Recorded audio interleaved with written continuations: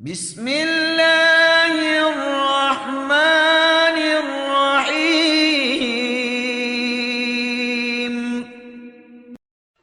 Assalamualaikum warahmatullahi wabarakatuh. Waalaikumsalam warahmatullahi wabarakatuh. Bismillahirrahmanirrahim.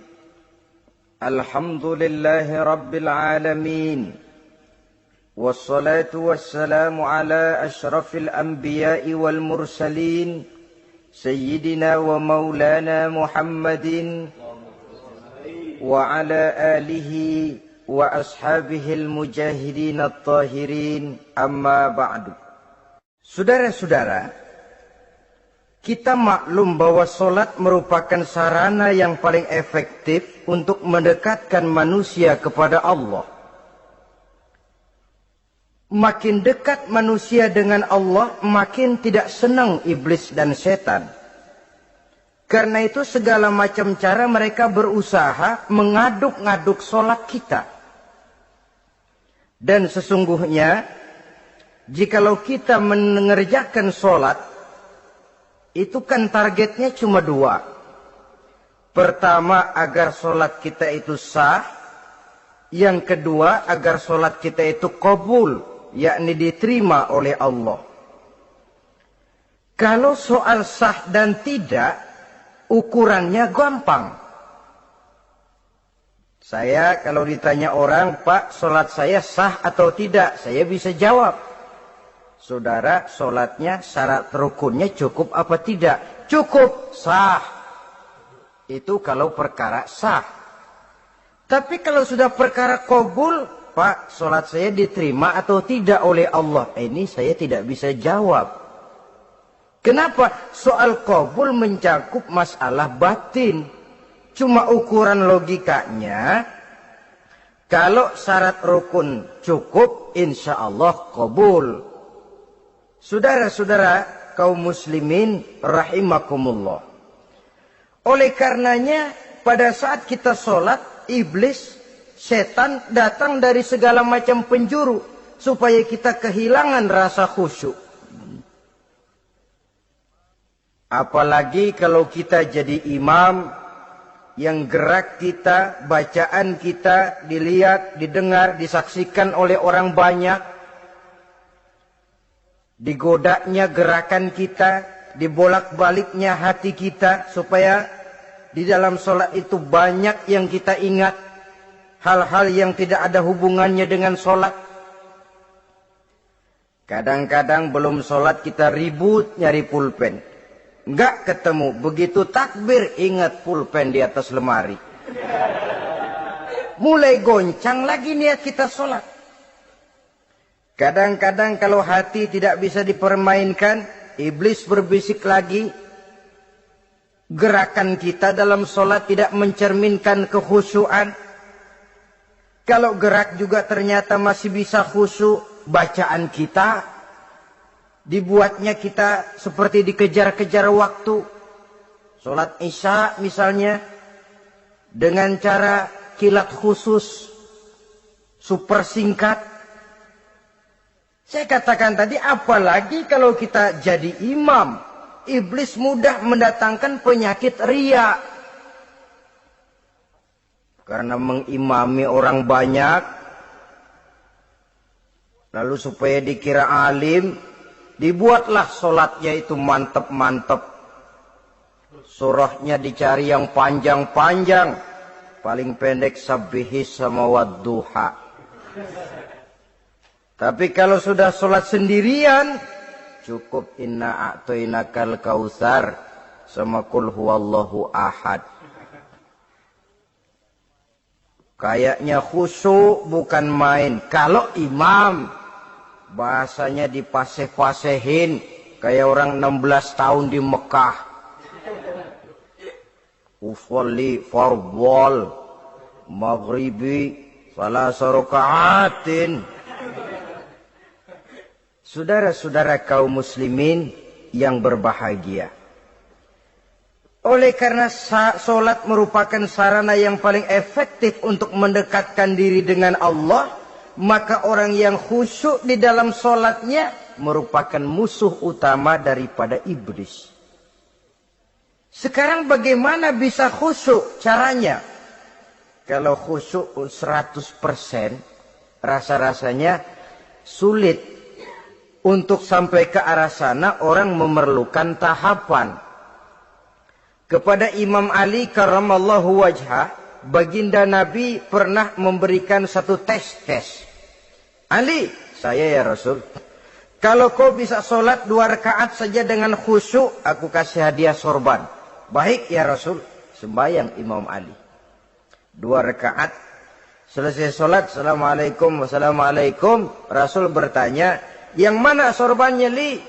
Tanpa nengok, Imam Ali menjawab, yang hijau ya Rasul. Setelah menjawab yang hijau, Rasul berkata, kamu tidak khusyuk Li. Kenapa? Soalnya tadi waktu sembahyang mikirin, nanti kalau ditawarin sorban pilih yang hijau aja ah. Sehingga begitu ditanya, refleks menjawab, yang mana Li? Yang hijau saja ya Rasul. Oleh karena itu, menurut Al-Imam Nawawi, pada tingkatan yang paling sederhana, sudah sampai ke tingkat khusyuk, asal pada waktu takbiratul ihram ingat kepada Allah. Tapi jangan lupa, itu tangga pertama. Jangan ada fatwa begini lalu aman. Yang penting kan takbirnya ingat Tuhan, belasononya mau kemana kek. Bukan itu. Itu pada tingkatan pertama sudah sah dipandang khusyuk solatnya orang awam, asal pada waktu takbiratul ihram dia ingat kepada Allah. Tetapi harus terus berusaha agar sepanjang solat dia ingat kepada Allah. Caranya bagaimana? Pertama, menanamkan diri bahwa pada saat kita sedang mengerjakan solat, yang lain tidak ada kecuali Allah. Yang kedua, berusaha memahami apa yang kita baca. Sehingga pada saat kita sujud, subhana rabbiyal a'la wa bihamdi, terbayang kemahasucian Allah, kemahatinggian Allah. Sehingga hati tidak mengembara, mulut berucap, hati mengikuti apa yang diucapkan. Yang kadang-kadang membuat hati kita jalan-jalan, badan di masjid, badan takbir, badan ruku, tapi hati di pasar, hati di kantor, hati di pabrik. Karena yang kita ucapkan tidak berakar di hati. Yang kita baca kita nggak tahu artinya. Sangat boleh jadi hati lalu mengembara kemana-mana. Jadi untuk menopang kekhusyuan ini, cara yang paling efektif, pertama, tidak ada yang lain pada waktu kita sholat kecuali Allah. Yang kedua, berusaha memahami apa yang kita baca.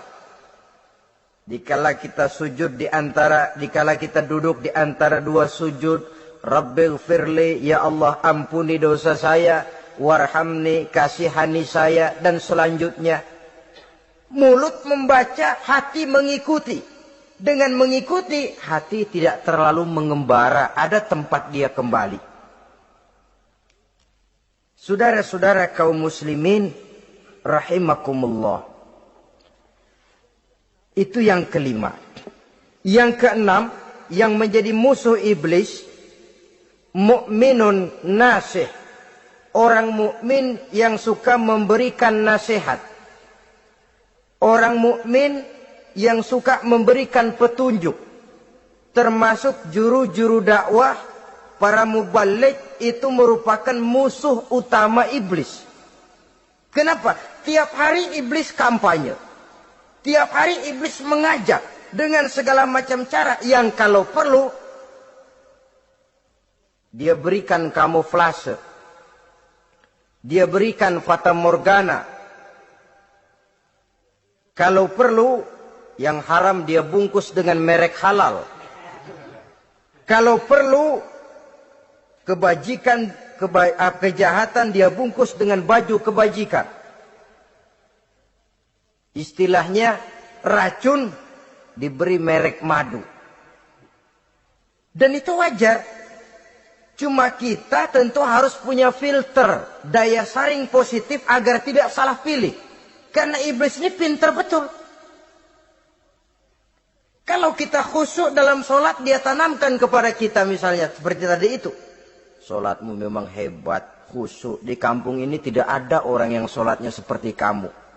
Tertanam itu dalam hati kita, timbul ujub. Akhirnya, iya. Gue lihat-lihat di kampung sini kagak ada yang sembayangnya kayak gua. Nah, sudah masuk iblis.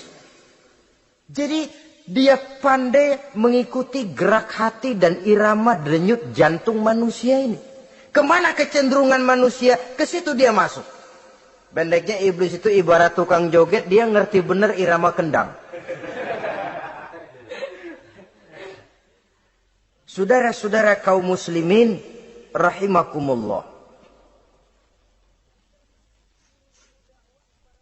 Termasuk juru-juru dakwah, para mubalik, orang yang suka memberikan nasihat ini. Mereka memberikan filter kepada umat, kepada jamaah, jangan sampai salah pilih. Dan iblis menyesatkan kita supaya kita salah pilih. Satu contoh ringan. Kalau di depan saudara ada 2 buah gelas, yang segelas isinya jamu, yang segelas sirup. Kira-kira saudara minum yang mana? Jamu. Jamu apa sirup? Jamu. Sirup apa jamu? Jamu. Orang yang pikirannya panjang, dia pasti minum jamu. Pahit memang, getir memang, tapi besok badan sehat, tenaga kuat, gairah kerja ada, kreativitas timbul, semangat menghadapi kehidupan tumbuh. Orang mukmin, orang yang berpandangan jauh ke depan. Pandangannya panjang. Panjang kemana? Tidak cuma ke dunia, sampai juga dia memandang ke alam barzakh, ke akhirat. Sholat itu jamu, pahit. Ngaji, hadir di majelis taklim, itu jamu, pahit. Sedekah, jamu, pahit. Mengeluarkan uang untuk kepentingan orang lain. Enak aja minta sumbangan, datang-datang yang nyari peres keringat banding tulang gue, lu datang-datang mau minta. Yang enak ngumpulin harta, lalu bakhil bin pelit alias medit. Itu jamu. Saudara hadirin yang saya muliakan, sedekah jamu pahit. Puasa jamu pahit. Jihad jamu pahit. Tapi nanti begitu kita meninggalkan dunia, masuk ke alam barzakh, apalagi pindah ke akhirat, baru terasa, aduh, nikmatnya dulu kemarin itu minum jamu, sekarang badan sehat, tenaga kuat, kerja semangat. Nikmatnya dulu saya waktu di dunia sholat, rajin ngaji, suka sedekah, suka menolong orang. Sekarang terasa manfaatnya. Begitu saya berada di alam barzakh, apalagi sudah dibangkitkan di padang mahsyar di akhirat nanti, terasa seluruh kebajikan yang saya kerjakan. Nah, orang yang berpikir jangka pendek, cuma ngelihat yang ada di depan hidungnya saja. Ngapain minum jamu, getir, sirup nih, manis. Dia minum, dia ambil sirup, minum, manis memang pada waktu minum. Tapi besok bibir jontor.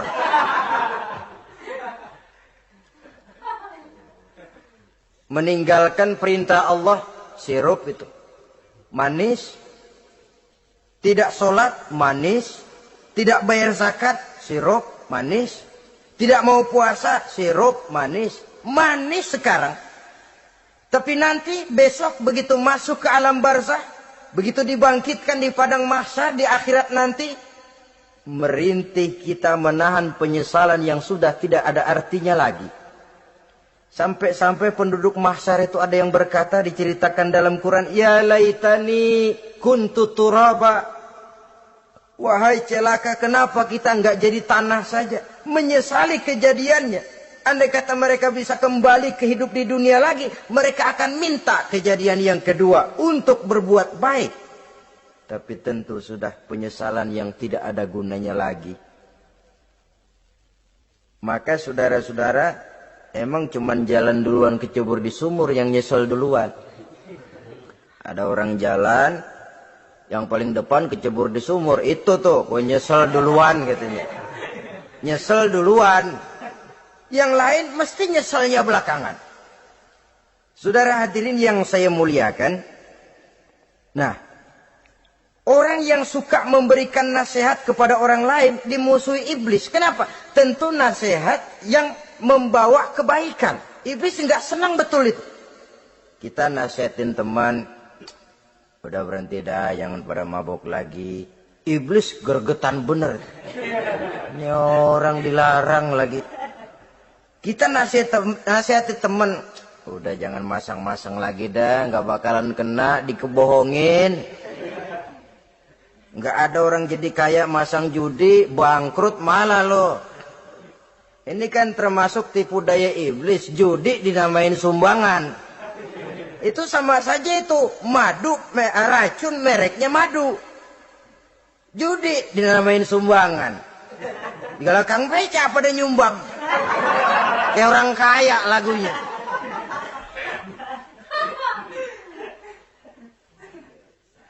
Saudara-saudara kaum muslimin rahimakumullah.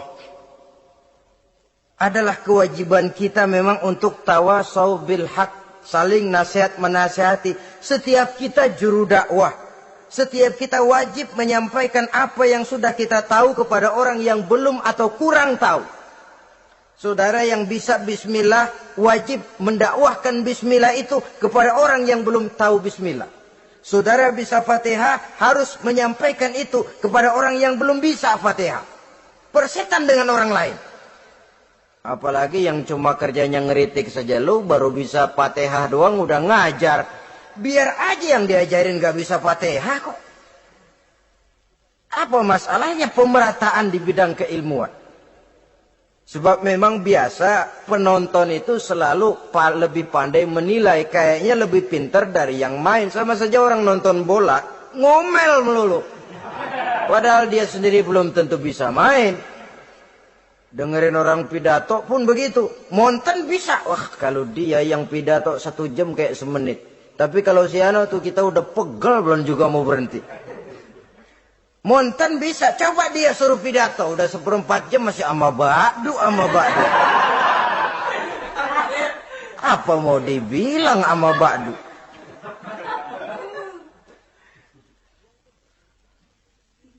Yang ketujuh,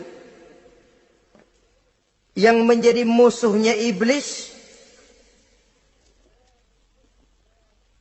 taibun sabitun ala taubatihi, orang yang bertaubat dan tetap di atas taubatnya. Secara jujur, tidak ada manusia yang tidak punya salah. Dan orang yang baik memang bukan orang yang tidak punya salah. Karena tidak ada orang yang tidak punya salah. Orang yang baik adalah orang yang apabila melakukan kesalahan dia segera sadar, dijadikannya itu sebagai pelajaran untuk tidak diulanginya lagi pada masa yang akan datang. Biasanya kita menghakimi orang pintar, kita nggak merasa bahwa kita juga punya kesalahan. Kalau kita ngelihat maling ayam kita teriak, padahal kita nyolong kambing. Lebih besar dari si maling ayam. Merasa diri lebih benar dari yang lain. Padahal kita lebih kotor dan lebih jelek. Hilang sifat introspeksinya. Yang kita musuhi, yang kita caci maki, tahu-tahu kita sendiri yang melakukannya. Saudara-saudara kaum muslimin, orang yang bertaubat dan tetap dalam taubatnya stabil, itu musuh iblis. Apa ada orang yang taubatnya nggak tetap? Ada. Yang istilah kita taubat sambal namanya. Kalau dia makan sambal kepedesan, taubat makan sambal. Besok mau makan kagak ada sambal, ngomel. Mana sambal? Kemarin udah taubat. Sekarang mana sambal? Ini taubat yang namanya taubat sambal. Istighfar, habis istighfar. Nyolong lagi, istighfar lagi, besok nyolong lagi, istighfar lagi. Itu taubat yang tidak tetap namanya. Allah Maha Pengasih dan Penyayang dengan segala kebesarannya. Ia akan memaafkan segala perbuatan yang bersifat salah dari hamba-hambanya. Cuma manusia kadang-kadang yang tidak mau memaafkan dirinya sendiri. Amat dungu manusia macam ini. Membiarkan dirinya hanyut berlarut dalam lembah dosa. Sementara dia diberikan umur, tidak digunakannya untuk bertaubat. Innallaha yaqbalu taubatal abdi ma lam yugharghir. Allah senantiasa akan menerima taubat seorang hamba sepanjang nafasnya belum sampai di tenggorokan. Kalau nafas sudah sampai di tenggorokan baru berniat taubat, kasib terlambat. Kayak Fir'aun. Fir'aun itu begitu ditenggelamkan di Lautan Merah, udah cengap-cengap mau mampus, baru ngomong dalam sekaratnya, amantu bi Rabbi Musa wa Harun. Kalau begini mah saya juga percaya sama Tuhannya Musa. Udah sekarat baru mau taubat, malaikat maut gemes banget dilelepin, mati.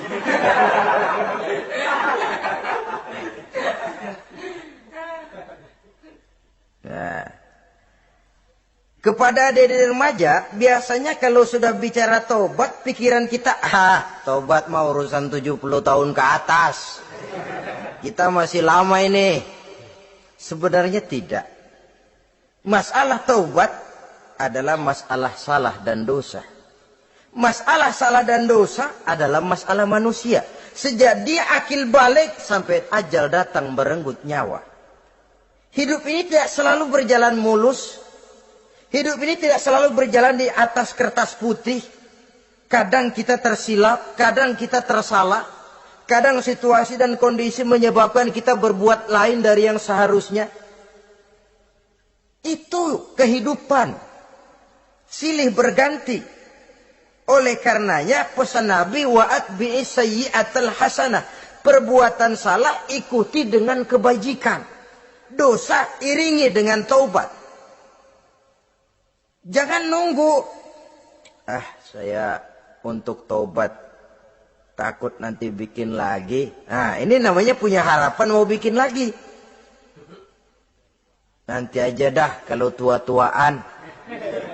Saudara, kalau dosa itu ditumpuk, itu sama saja kotoran yang menodai hati. Kalau kotoran nggak rajin kita bersihin, dia akan berkarat. Dan kalau sudah berkarat, sudah sulit untuk dibersihkan. Itu makna ungkapan Imamul Ghazali, hati manusia sebening kaca. Lapisan dosa yang dia kerjakan adalah debu yang menutupi jernihnya kaca. Orang yang bersih dari dosa, dekat dengan Allah, hatinya jernih seperti kaca. Dari hati yang jernih, radarnya kontak kepada Allah. Sinyalnya nyambung channelnya itu. Getarannya hebat. Wajar kalau lalu dia bisa tahu apa yang besok akan terjadi. Diberitahu oleh Allah. Yang namanya ilmu laduni itu. Ilmu yang ditransfer langsung oleh Allah. Karena kebersihan hatinya. Mana ada orang gak belajar bisa pinter. Iya, kalau hatinya butek emang gak ada. Tapi kalau Allah mau berberangkat dari hati yang bersih, yang kontaknya nyambung kepada Allah, hati itu seperti kaca, kata Imam Ghazali. Dosa yang kita lakukan adalah debu. Kalau debu sedikit datang kita lap, datang lagi kita bersihin, datang lagi kita bersihin, insya Allah nggak sampai jadi noda di atas kaca itu. Tapi kalau nunggu debu itu sampai bertumpuk, besok aja ngelapnya dah. Besok aja ngebersihinnya. Bertumpuk dia, sulit membersihkannya. Walaupun kena, nodanya tentu tertinggal di atas kaca itu. Karena itu, dalam kehidupan remaja misalnya, pemuda misalnya, kita tidak bisa menolak mode. Tidak bisa menolak musim. Modenya disco, disco, modenya breakdance, breakdance, modenya Joget-joget, modenya jaipongan mode. Pada waktunya habis, ya habis. Tapi bagaimanapun dia akan punya dampak, memberikan bekas dalam membentuk kepribadian. Dan ini efek yang tidak kita inginkan. Efeknya, bukan modenya itu. Jadi oleh karenanya, saudara-saudara, masalah taubat bukan masalah 70 tahun ke atas. Tapi masalah manusia sejak dia akil balik sampai ajal datang merenggut nyawa. Sepanjang nafas belum sampai di kerongkongan, Allah akan menerima taubat seorang hamba. Bahkan dalam hadis qudsi Allah menyatakan, "Lau amiltumul khotoya hatta mala'atis sama thumma nadimtum fataballahu alaikum." Kalaupun kamu berbuat dosa sampai penuh langit dengan dosamu, kemudian kamu bertaubat dan menyesal, Allah pasti akan menerima taubatmu. Jadi orang yang taubat dengan sebenarnya dan tetap dalam taubatnya itu musuh iblis. Tapi orang yang taubatnya angin-anginan, iblis demen banget. Dari sembahyang, besok mabok, besoknya lagi nyolong, besoknya lagi zina, besok taubat lagi. Kata iblis, surat, iya lu gocet dah Tuhan.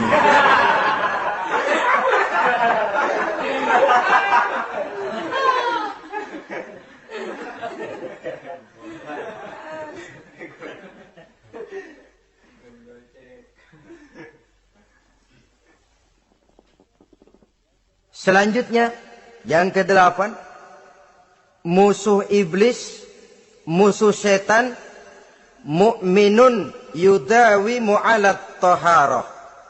Orang mukmin yang membiasakan diri selalu dalam keadaan bersuci.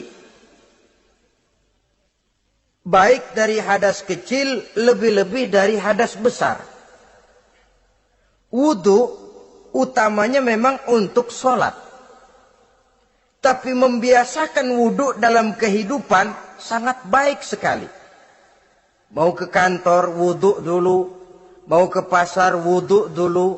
Mau ngajar, wudhu dulu. Apa sebabnya? Karena dalam keadaan suci, orang ada sikap memelihara kesuciannya. Kalau kita naik PPD pagi-pagi gelantungan, kalau punya wudhu, hati-hati kesenggol perempuan juga sayang sama wudhu. Tapi kalau nggak punya wudhu, jangan kesenggol, kita nyeruduk. Ada semacam sikap apik di dalam kehidupan ini. Karena itu biasakan wudhu.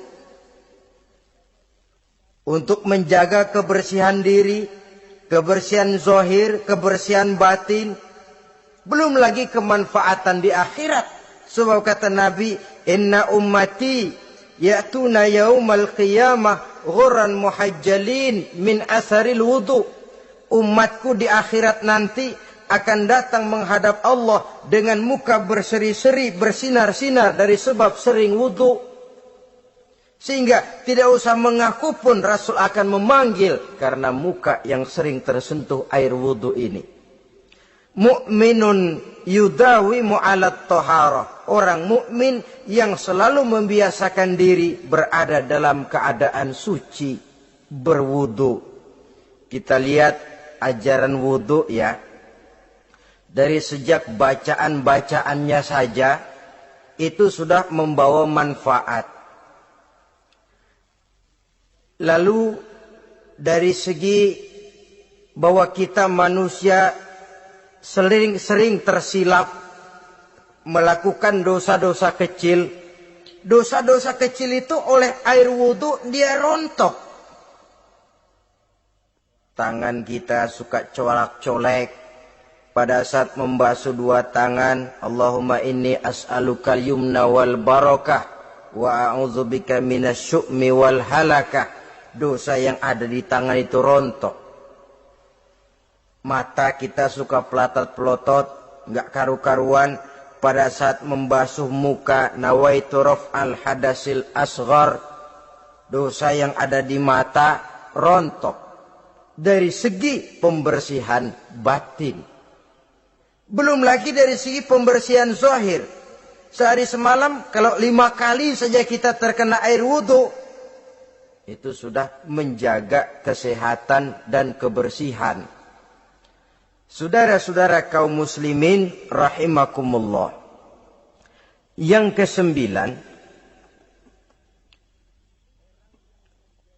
orang yang menjadi musuh iblis yaitu mutawarra'un anil haram, orang yang memelihara diri dari yang diharamkan oleh Allah. Terpelihara dirinya, terpelihara yang dimakannya, yang diminumnya dari jenis-jenis yang haram, baik sedikit maupun banyak. Jangan cuma teriak haram waktu sedikit, tapi giliran banyak halal. Sama saja orang dikasih tahu, itu ada cerita anak-anak, Pak Haji punya anak main judi, dikasih tahu, Pak, anak bapak main judi, astagfirullah katanya. Tapi menang Pak, alhamdulillah.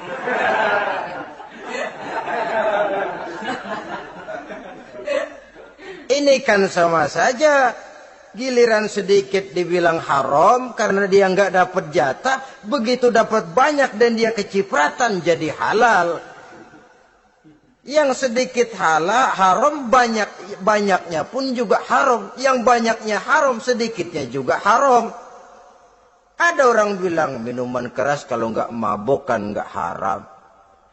Yang memabukkan banyaknya, sedikitnya tetap saja haram. Ma askaro kasiruhu faqaliluhu haramun. Apa yang banyak menyebabkan jadi mabuk, sedikitnya pun juga haram. Saudara-saudara kaum muslimin, yang ke-10 yang terakhir, musuh daripada iblis ialah mukminun rahimun, orang mukmin yang berhati pengasih, orang mukmin yang suka menyambung silaturahmi, orang mukmin yang tidak suka bertengkar, orang mukmin yang tidak suka marah-marahan, kalaupun terpaksa marah tidak lebih daripada 3 hari. Jadi boleh saja marah kalau alasannya tepat, tapi enggak lebih dari 3 hari. Kalau perlu bikin perjanjian, kita marah ya 3 hari. Itu limit, tidak halal kata Nabi bagi seorang muslim menjauhi saudaranya lebih dari 3 hari. Tidak halal itu artinya haram. Kita ini kadang-kadang kalau sudah marahan sama tetangga kah, sama teman kah, kadang-kadang suka berlaku perpanjangan waktu. Tidak cukup perpanjangan waktu, ditambah lagi perpanjangan generasi. Enggak cukup kita yang marah, orang lain kita sundut-sundut supaya ngikut marah lagi. Marah pakai ngundang. Kayak mafia lagunya. Udah dia marah, orang lain lagi disuruh marah. Saudara hadirin yang saya muliakan, mukmin yang punya sifat belas kasih, berhati jernih, itu musuh utama dari iblis. Tapi mukmin yang suka marah-marahan, tukang hasut dan tukang bakar, itu teman-teman iblis. Oleh karena itu, mudah-mudahan kita semua menjadi musuh iblis. Dan jangan menjadi musuh iblis. Jangan menjadi teman iblis. Sebab iblis sudah kadang memproklamirkan permusuhan. Sekali dia musuh kita, selamanya dia akan tetap menjadi musuh kita. Berusahalah untuk menjadi musuh iblis. Dan jangan sekali-kali toleransi. Jangan berusaha menjadi teman iblis. Inilah yang kita bicarakan pada pertemuan ini. Mudah-mudahan ada manfaatnya. Terima kasih atas segala perhatian. Mohon maaf atas segala kekurangan. Wassalamualaikum warahmatullahi wabarakatuh. Waalaikumsalam.